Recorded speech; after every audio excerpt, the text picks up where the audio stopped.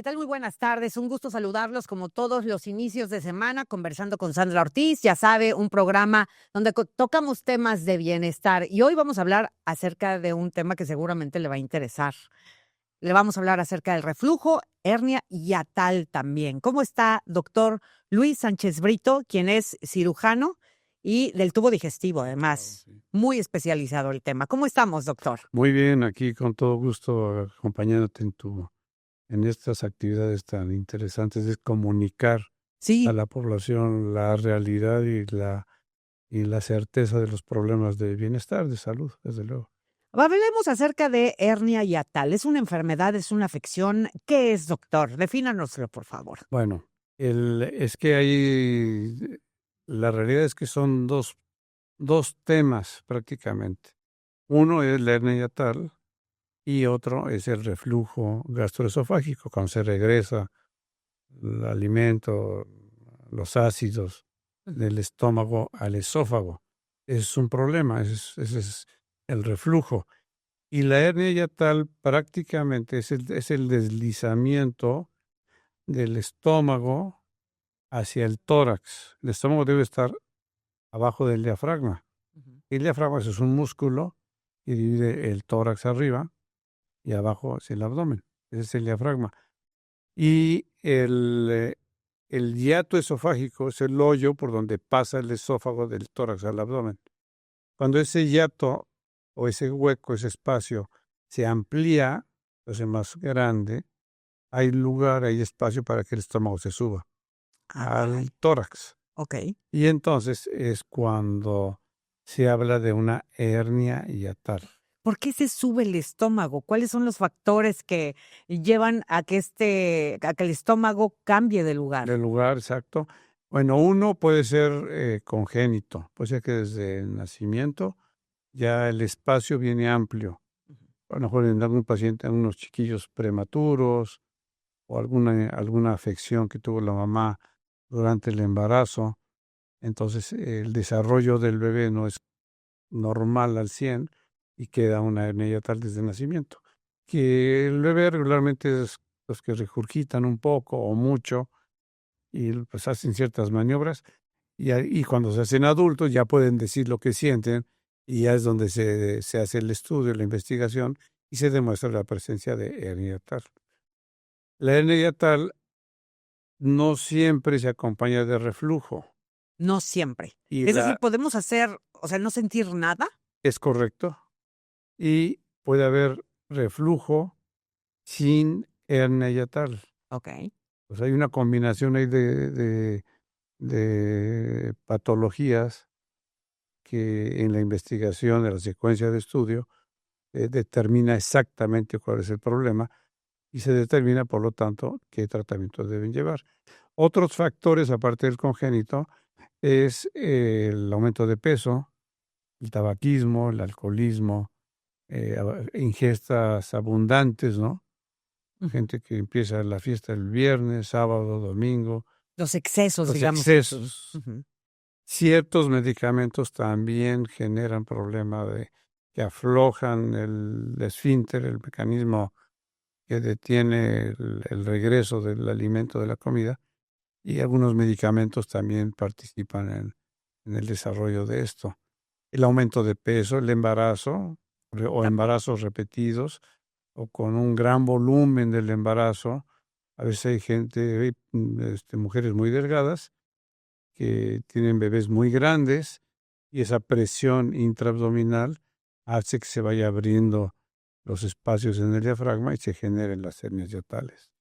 ¿Cómo saber que tengo hernia yatal? Porque a lo mejor, eh, pues yo no lo sé, nada más tengo un ardor, tengo acidez, ¿qué se debe de sentir para presumir que podría ser una hernia yatal? Bueno, no sería muy bueno presumirlo, pero Bueno, claro. mira, lo ideal es que si hay algún síntoma de dolor o ardor, agruras o ya reflujo, ya manifestado sobre todo nocturno, se debe de acudir de inmediato al médico. Y la especialidad ideal, pues, es la gastroenterología, ¿no? O la cirugía gastroenterológica. Este problema tiene muchos síntomas, una gran variedad de síntomas, que puede ser desde dolor parecido a un dolor cardíaco, Ah, caray. puede ser un dolor pulmonar, puede haber tos crónica, puede haber hasta problemas de faringitis crónicas, en fin, hay una gama de síntomas que se tienen que, decimos en medicina, semiología, o sea, cada síntoma debe de estar bien desgranado, por así decir, con el paciente, interrogarlo, qué hora se le presenta, cómo se presenta, con qué aumenta, con qué disminuye, qué fue lo que comió, en fin, para poder identificar que sea reflujo.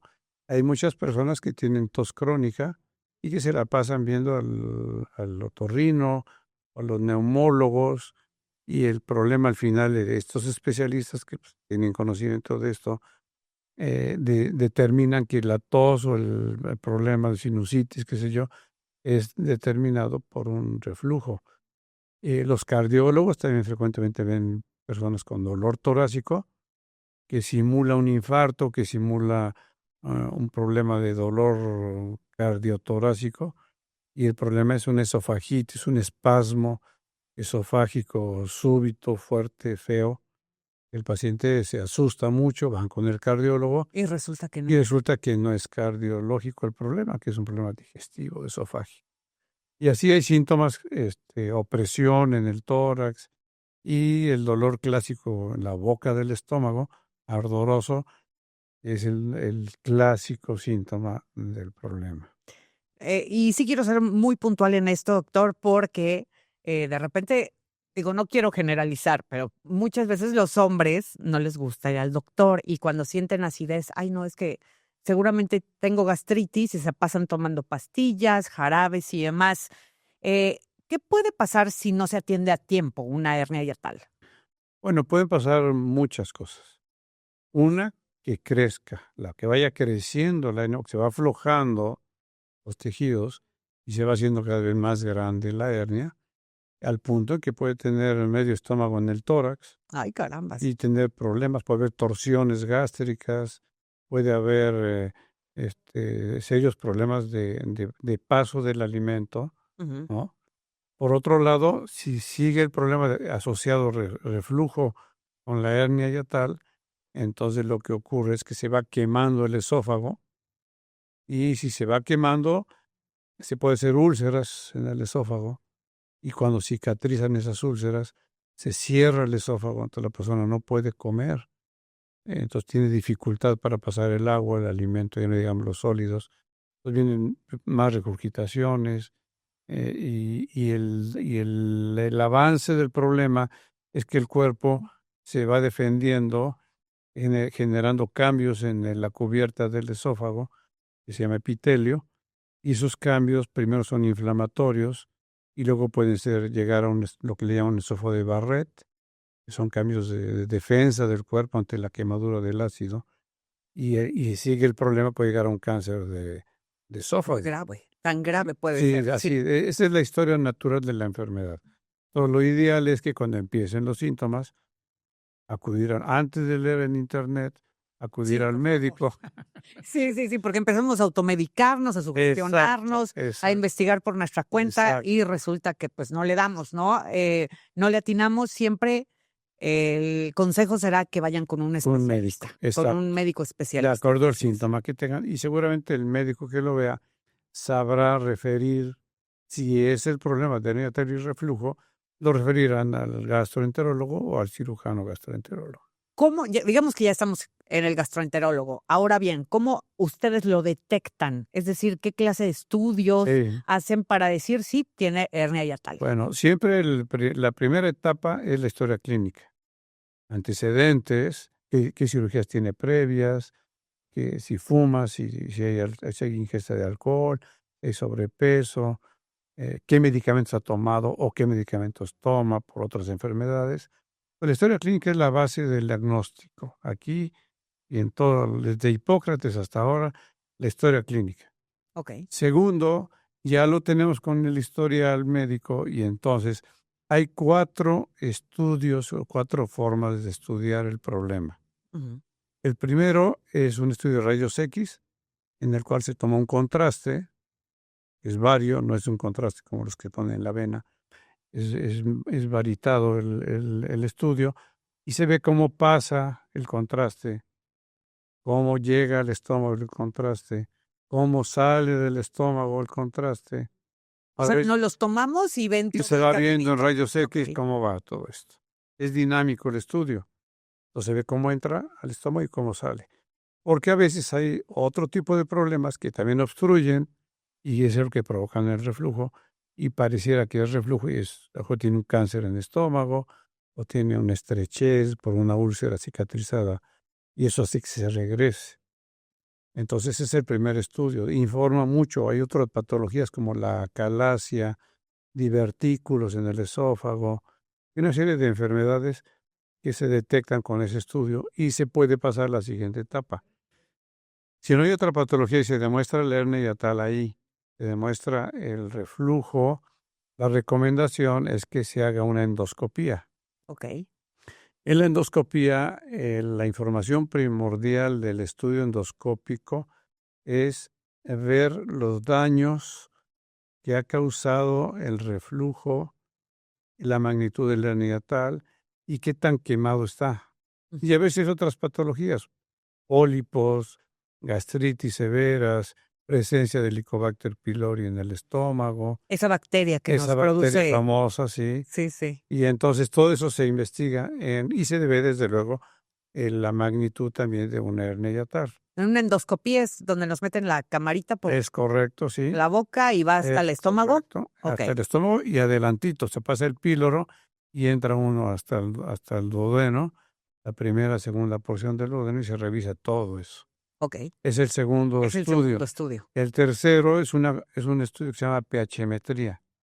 En la pHmetría se introduce una sondita por la nariz hasta arribita de la unión, o más bien donde termina el esófago.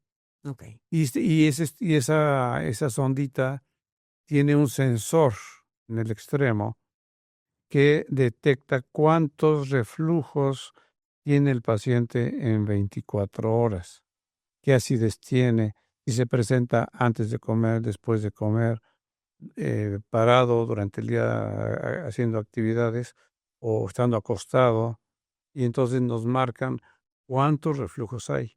Es decir, nos llevamos esta sondita puesta con un Es aparatito correcto. y hacemos nuestra vida normal por un día. Exacto, y se va censando cuántos reflujos hay. Ok. Y otro dato relevante es si cuando el paciente siente el reflujo, el aparato lo detecta. O sea, hay reflujos que el paciente no siente, y hay reflujos que sí siente, y hay reflujos que el aparato detecta, y a lo mejor el paciente está durmiendo, pero el aparato dice, tuviste reflujo. Ujú. Entonces, toda esa información tiene un manejo de computación en un programa y determina muchos parámetros importantes. Entre ellos hay una calificación que se llama índice de Mister, que es el apellido de un médico que se ha dedicado a estudiar estos años, el doctor de Mister, y entonces el valor está en 14 o menos de 14. Si está por arriba de 14, lógico, tiene un reflujazo. Y ese estudio actualmente en el mundo médico es el estudio que nosotros le decimos el estándar de oro para establecer cómo está la situación del enfermo. Ejemplo, si se tiene que operar, si no se tiene que operar, si es un problema que con medicamento va a resolverse, o si hay algo más asociado, en fin. Entonces, toda esa información nos permite determinar la condición real del enfermo y qué procede a hacer. Ok, y en ese sentido, precisamente, le quisiera preguntar, ¿la hernia hiatal siempre se tiene que operar o hay algún tratamiento o un cambio de vida para corregirlo? Bueno, siempre se recomienda el estilo de vida, corregirlo. La hernia hiatal va a depender de la magnitud de la hernia la determinación de corregirla. Y por otro lado, se va asociado esto con el reflujo. Entonces, esos estudios nos determinan exactamente si hay que operar o no. Y se le dan indicaciones al paciente, definitivo, en su estilo de vida, algunos medicamentos y todo. Hay que entender que la hernia dental es un cambio estructural. Eso no lo va a quitar un medicamento. Una hernia dental se tiene que corregir con cirugía.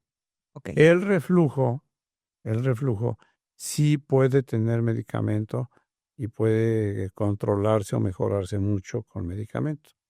Pero la hernia tal, como son cambios estructurales, ya se abrió el hiato esofágico, ya está desplazado el estómago al tórax, eso el medicamento no lo va a Claro. corregir. Y precisamente en la operación, ¿qué hacen? Es decir, ¿cómo corrigen esta hernia hiatal? En la cirugía se Ujú. puede hacer el abordaje puede ser de 3 formas.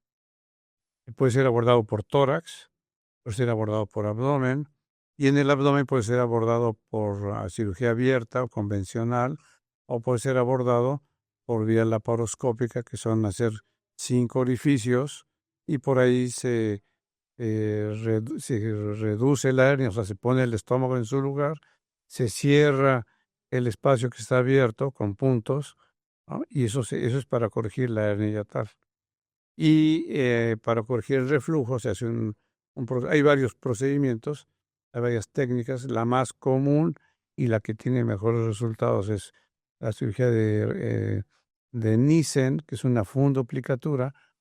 Fundoplicatura quiere decir que se utiliza el fondo del estómago para envolver el esófago y darle más soporte al esfínter que está vencido y con eso prevenir el reflujo. Acerca de la rehabilitación, es decir, la recuperación después de una operación, de una cirugía así, ¿es larga, es corta? ¿Cuánto tiempo nos lleva a volver a nuestra vida? Pues supongo que no es nuestra vida normal de excesos y demás, ¿no? Tiene que haber sus indicaciones, pero ¿cuánto tiempo para volver a la normalidad? Bueno, mira, más o menos el tiempo de la cirugía en promedio es 1 hora y media, 2 horas de operación. El paciente el primer día, el día que se opera, pues se le da un poco de líquidos o se queda en ayuno. Al otro día ya puede tomar una dieta regular o en papillas, depende cómo se sienta. Y habitualmente al segundo día o al primer día inclusive puede ir a su casa. Ujú. La primera semana del posoperatorio debe de estar en su domicilio, cuidándose, no hacer esfuerzos, llevar cuidados de dieta, algún medicamento y esto. Posteriormente se les da citas subsecuentes cada 15 días, cada más o menos para ir vigilando cómo va comiendo, se le dan instrucciones de cómo debe de comer, porque parte del problema es que la mayoría de las personas no mastican. Ay, es que tenemos poco tiempo para comer. Digo, me incluyo en este grupo, ¿no? Y como que comemos en 5 minutos y decimos, bueno, pues no perdí Sí. tiempo comiendo, pero es malo para Es la más, sí, digestión. el estómago, el intestino no tienen muelas, las muelas están en la boca. Entonces hay que moler el alimento, se recomienda aproximadamente 20, 30 masticadas, por ¿Por decirlo así, bocado? por bocado. Wow. Creo que Entonces doy 20 en toda la comida. eso te asegura que tienes una mejor digestión. Ujú. O sea, al paciente, como se está ajustando con la cirugía el paso del alimento al estómago, se le debe recomendar que debe comer despacio, masticar bien y bocados pequeños. Eso asegura que los resultados en la cirugía van a ser mejores. Una persona come muy rápido, habitualmente deglute mucho aire al comer Mm. y entonces se llena el estómago de aire. Y hay un problema que se llama el síndrome de la burbuja, que es la llenada, por decirlo así, o la saturación de aire dentro del estómago. Eso es un problema muy serio, muy doloroso, urgencia posquirúrgica. El paciente debe ir a urgencias, tiene muchísimo dolor y eso se resuelve colocando una sonda por la nariz al estómago para sacar el aire y tan tan. Pero es porque cuando ha ocurrido en algunos pacientes, de inmediato inferimos que el paciente está comiendo rápido que no está masticando y que quiere acabarse Wow, platos qué grave. Y patadas. nosotros lo hacemos comúnmente Y y no, eso no está bien. cosa de todos los días. Doctor, ¿cuál es el porcentaje de éxito de una operación así y cuánto dura? ¿Nos dura ya para toda la vida y qué cuidados hay que tener? Mira, el éxito debe ser del 99%. Nosotros los cirujanos digestivos no estamos capacitados, entrenados, certificados. Es importante, aprovecho abro un paréntesis para invitar al auditorio a que siempre se acerquen con médicos certificados. Con eso se asegura que el médico que la va a operar o que la está atendiendo tiene la capacitación y la certificación, los estudios actualizados para atenderlos. Hay médicos que, pues, desafortunadamente se quedan en algún punto ya soy cirujano, ya opero, pero no se recertifican. Entonces, es un trámite que se debe de hacer. Entonces, ya una vez que está hecho el procedimiento, sí, la vigencia de la cirugía debe de tener 10, 15, 20 años si el paciente mantiene su estilo de vida. Porque si están comiendo mucho, otra vez se puede aflojar la operación. Ok, con comer mucho. Con comecillo, bocados grandes, pues pasa por donde está la cirugía y se pueden aflojar los puntos que se colocan. Regularmente las suturas que usan son no absorbibles, pues no se deshacen, pero si el paciente está comiendo fuerte y mucho, van aflojando la cirugía. Entonces, la vigencia debe ser de muchos años. De muchos años. ¿Se puede reoperar Sí, una claro, hernia por tal? ¿Ha supuesto. tenido que hacerlo? Sí, claro. ¿En qué pacientes? En pacientes que justamente se abre la cirugía, ¿no? O a veces, por lo que estamos explicando hace rato, se van un fin de semana, comen muchísimo, quieren vomitar. La cirugía no permite el vómito porque está hecho para que no se regrese. Claro, Entonces quieren vomitar y se puede romper o abrir la cirugía. ya no se puede Y vomitar. entonces hay que reintervenir. Ujú. Otra vez tienen reflujo, otra vez puede desplazarse el estómago hacia el tórax y entonces hay que reintervenir. Una reintervención es una cirugía de muy alto grado de riesgo, que requiere mucha experiencia para una reintervención, no está exenta de complicaciones, puede haber perforaciones de esófago, del pulmón, del estómago, sangrados, en fin, se requiere, y son cirugías yo cuando he reintervenido a algún paciente, cancelo todo, para que me entiendas. Sí, sí. Cancelo consulta, cancelo todo, porque me tengo que concentrar en una cirugía que puede ser 4 horas, 6 horas, 8 horas, para recuperar rehacer, deshacer lo que estaba hecho y volverlo a hacer. Sí, es toda una complicación. Sí, es una cirugía de muy alto nivel. ¿Cuál sería el consejo entonces para las personas que tienen esa acidez, ese dolor en el pecho? O sea, que dicen algo en el tema de digestión no está bien, que tienen reflujo, que ya no pueden dormir, que ya toman este tipo de jarabes y pastillas para poder conciliar el sueño, ¿no? Que se les regresa en la noche. Todos estos pacientes, ¿qué les diría usted? Bueno, lo primero que les diría es que escuchen a su organismo, que identifiquen los síntomas que tienen, los apunten inclusive, y lleven más o menos una bitácora de lo que les ocurre, y que acudan con el médico especialista. Que no se automediquen, porque es un tema, y que el médico especialista, es decir, el gastroenterólogo o el cirujano gastroenterólogo, es quien debe de manejar esto. Y, por supuesto, eso es el tema de los síntomas, ¿no? No dejar pasar mucho tiempo, porque hay complicaciones por los problemas que derivan. ¿Cuánto es mucho tiempo? Porque hay personas que se dejan años, ¿no? Claro, por supuesto. Meses, Sí, años. semanas. Pero hay pacientes que hemos operado y cuando se operan y la noche en que se operan ya no tienen reflujo y dicen, o sea, ¿qué pasó aquí? Ajá. Y ya no tiene reflujo. En la misma noche primera después de la cirugía. Entonces el comentario que hacen al otro día que pasó una visita, ¿por qué no me operé hace 20 años o hace 10 años? Sí, claro. Ya con todo lo que ha gastado en omeprazoles, yo hubiera construido una casa, ¿no? Entonces sí es importante que se hagan los estudios, que siga el tratamiento, pero que se acerquen siempre a médicos especialistas y certificados. ¿Hay una edad en donde aparece con mayor frecuencia? Bueno, siempre es en la edad productiva, pero también hay un tema infantil. Hay muchos niños, dijéramos, entre comillas, vomitones, Ajá. que tienen reflujo, que se quejan de dolor, que a veces no se les hace mucho caso, pero cuando llegan finalmente con la gastroenteróloga pediatra, se detecta ya lo que está ocurriendo y es donde se tiene que tomar en cuenta. Entonces, esa es en la edad infantil.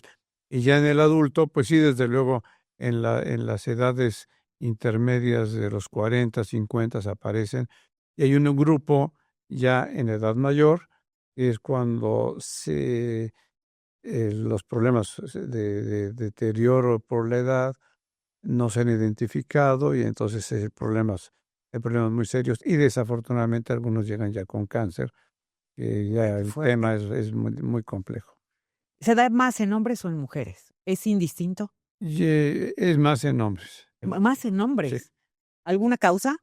Los excesos, Los el excesos. esfuerzo. Hay gente que, hay que decirlo también, hay gente que va mucho al gimnasio, que hace muchos cargan bastante peso en las mancuernas. ¿Eso también te Por puede llevar supuesto, claro. a que el Por estómago se supuesto, cambie de lugar? sí. ¿Cómo cree? Pero entonces por eso están las fajas, están los cinturones de gimnasio No lo para sabía. prevenir todo eso, claro. Yo pensé que solamente era a lo mejor porque se te salía una hernia, pues, o sea, así de estas. No, todo eso tiene que ver con la mecánica muscular Okey. del tórax, del No, diafragma, pues a usar fajas. la Usted, respi no digo, si hace algún ejercicio pesado o si su Sí, trabajo requiere claro, algún tema por físico de supuesto, esfuerzo, sí. hay que usar entonces las fajas. Pues es un apoyo, sobre todo si el ejercicio es fuerte y no es que no se deje de hacer, no es que se deje de hacer ejercicio, sino prevenir que no ocurra este tipo de situaciones en la estructura Ujú. del organismo. Pues bien, ya para ir cerrando, doctor, y yo quiero aprovechar que usted tiene tantos años en el tema de, pues, las cirugías y sobre todo del tubo digestivo, ¿qué nos recomendaría para tener un estómago sano? Porque tenemos una cultura, la verdad, muy garnachera. O sea, en México nos encanta el picante, en México nos encanta, pues, la grasa, ¿no? O estamos acostumbrados a comer, digo, cada vez hay más cultura de una comida saludable, pero todavía queda mucha gente que come este tipo de comida, sobre todo la mexicana, no Claro, tan claro. condimentada. ¿Cómo cuidar nuestro estómago? Bueno, yo diría que la palabra clave sería moderación, porque tampoco podemos ponernos en el extremo de no consumir las salsas picantes, chiles, habanero, el que sea. Pero la moderación de la palabra, porque comer en exceso, por supuesto, el estómago tiene una capacidad de digestión, ¿no? Si se rebasa esa capacidad de digestión, por lógica, el organismo se vence, ¿no? Se enferma. Ujú. Entonces, no comer cosas muy abundantes, no comer en exceso picante, no tomar en exceso bebidas alcohólicas. No soy ningún purista, ni mucho menos, sino simplemente es porque sabemos que Moderación. la fisiología del organismo tiene su límite. Entonces, tú no puedes rebasar, o si los rebasas, estás condenado a tener problemas digestivos, ¿no? Y yo creo que la invitación sería a la moderación. Ujú. ¿No? No consumir en exceso, lo puedes consumir picantes, salsas, tu copita de alcohol, tu mezcalito, qué sé Pero yo, todo con pero con moderación. moderación. Hay Y algunos, ajá, perdón, y si hubiera algún síntoma que está apareciendo, acudir al médico. hay algunos, alimentos que usted, como especialista, recomendaría mejor no consumir, bebidas incluso. Realmente no sería yo tan radical como para decir no consuman esto. No, repito, sería la moderación. Bebidas con gas, picante, chocolate, hay ciertos alimentos que relajan el esfínter del esófago y colaboran a que se vaya haciendo el problema. A lo mejor no cenar muy abundante No cenar muy y abundante. quienes padecen ya este problema, elevar un poco la cabecera de su cama, ya sea que dormir con 2 almohadas o elevar de plano la cabecera, ponerle abajo unos tabiques o unas maderas para que duerman más ¿Para qué? levantaditos, ¿Como un ángulo de qué? De pues unos 30 grados unos 30 grados por lo menos. para prevenir que la noche no se quemen y no amanezcan con la garganta como si hubieran cantado en el Una ópera. karaoke. Sí, exactamente. Ajá, ¿alguna otra recomendación, doctor? No, pues eso sería lo básico. Doctor, ¿dónde lo encontramos para todas las personas que nos estén viendo y que piensen que tienen a lo mejor reflujo, no saben si tienen hernia yatal, a lo mejor ya escucharon a la tía, a la comadre de no, es que a mí me operaron, es que, o de plano ya quieren hacerse cargo de su salud y están decididos y faltaba pues ver este programa y escucharlo a usted para Eso. decidirse a dónde lo podemos encontrar? En el Hospital Beneficencia Española, el consultorio 108, ahí estamos a sus órdenes. Y en mi teléfono celular, desde luego, 2224-89-5443, con gusto les orientamos y les daremos la información correcta, la información veraz, ética, profesional y Y con y con 50 años de experiencia, doctor. Eso habla, usted lo conoce todo mundo y por eso es invitado de lujo aquí en este podcast para hablar acerca de esto que cada vez preocupa más. Le decía yo, cada vez hay más o cada vez se diagnostica más la hernia yatal. Pues es un poco de todo, ¿no? Hay más información, los pacientes se informan mucho en Internet, qué bueno. No todo es válido, pero qué bueno. Y por supuesto, con los estudios que se hacen, se diagnostica más y también por lo mismo, pues se opera más. Claro. Pues muchas gracias, doctor. Sandra, Le agradezco eres tú muy amable infinitamente y esta sabes que plática. estamos a tus órdenes y al público invitarlos a que no dejen de ver a Sandra, porque es una garantía Muchas de su gracias, programa. muchas gracias. Y usted atiéndase, si es que tiene alguno de estos síntomas, por favor no se deje porque ya escuchó al doctor Luis Sánchez Brito, se puede complicar. Le agradezco el favor de su atención. Nos vemos el próximo lunes. Gracias.